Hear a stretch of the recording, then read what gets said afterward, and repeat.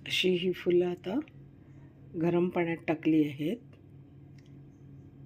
थोडंसं मीठ आणि हळद टाकली आहे, कारण ह्या फुलांमध्ये कधी कधी छोट्या छोट्या मुंग्या वगैरे असतात, त्याच्यामुळे त्याच्यात थोडंसं मीठ आणि हळद टाकून आता ही थोडी गरम पाण्यात टाकून ठेवली आहे. तर एक 10 मिनटं ठेवायची आणि मग काढून घ्यायची. आणि या पाण्यातून काढून थोडी स्वच्छ धुवून घ्यायची, कारण कुठे धूळ असेल, काही माती असेल आणि कुठे काही राहिलं असेल तर त्या धुण्यामध्ये ते निघून जातं.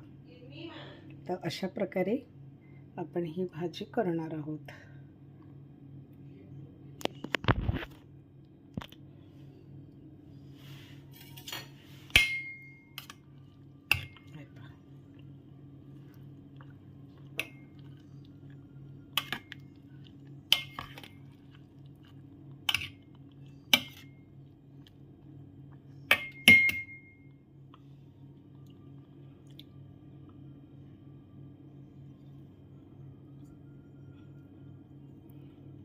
अशा प्रकारे आता आपण नंतर ही भाजी 10 मिनटं ठेवून मग करायची.